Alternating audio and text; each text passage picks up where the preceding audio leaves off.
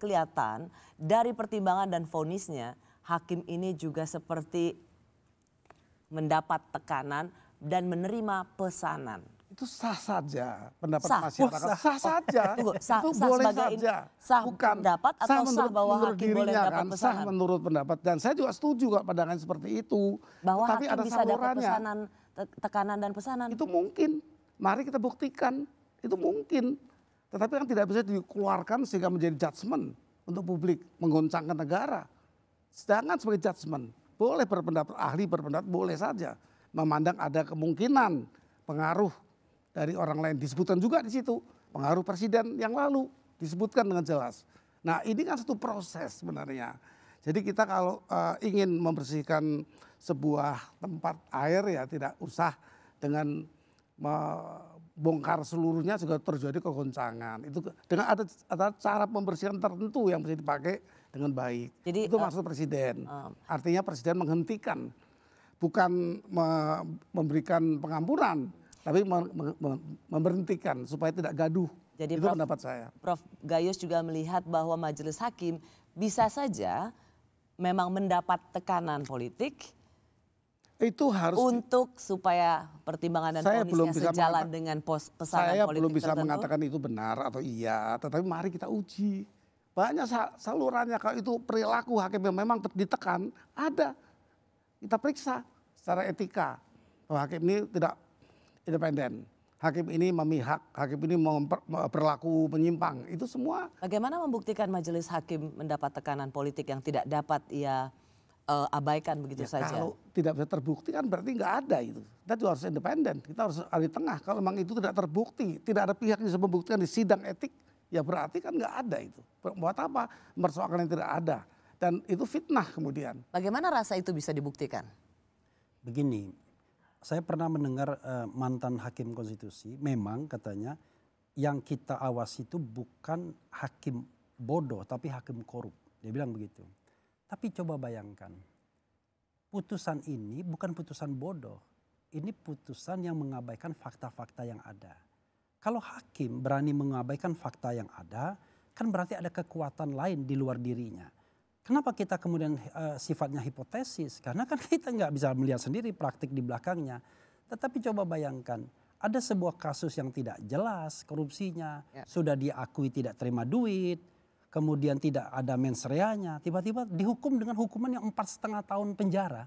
Kan it doesn't make sense. Itu nggak masuk akal. Saya tidak akan mengomentari lah. Mens rea itu kajian yang terlalu luas ya, tidak sesimpel di orang membaca niat orang. Mesti ada kausa-kausa lain yang membuktikan memang dia tidak punya niat dan dia tidak melakukan. Ingat, mens rea itu berkaitan N ya, bukan NOR ya, dengan aktus reus. Apa itu aktus reus? Sekarang gini, saya challenge Prof. Kira-kira ya kalau Prof jadi hakim, apa yang membuat Tom Lembong ini harus dihukum 4,5 tahun penjara? Kan kita juga bicara hukum itu rasionalitas juga. Saya bisa jawab ini, beberapa hal yang dicuatkan di putusan.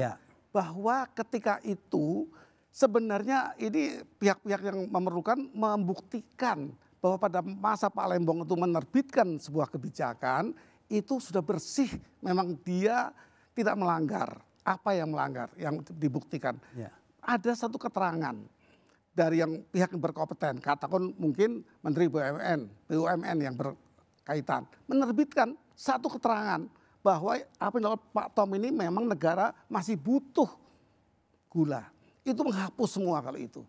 Harus ada pihak yang mempunyai legitimasi. Lucu ya, Presiden Jokowi setelah diabolisi mengatakan atas perintah dia. Dan dalam putusan itu Prof, kalau setelah itu kan kita lagi dengan ekspor impor saya bilang. Setelah itu kita tidak bisa bahas kasusnya ya. Itu jadi lebih bayar. Sebelum itu Jokowi mengatakan. Saya challenge, apa yang menyebabkan Tom Lembong pantas 4,5 tahun penjara? Tidak kan ada satu keterangan pihak yang berkompeten menjelaskan bahwa Tom Lembong memang bisa mengimpor karena kebutuhan negeri yang memerlukan.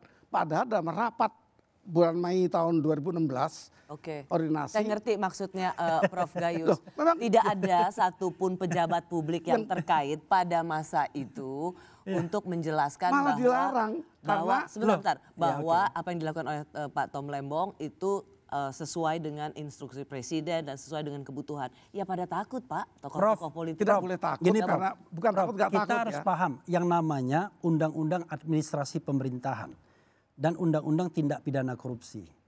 Kalau Tom Lembong katakanlah membuat sebuah kebijakan yang salah secara administrasi pemerintahan, maka ada sanksinya, bukan pidana.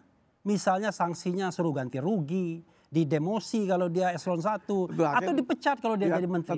The last time Presiden Jokowi sendiri mengaku saya yang perintahkan impor itu. Waktu Lalu itu di juga mana? Pak Tom Lalu Lembong, putusannya sendiri nothing to do dengan ekspor impor.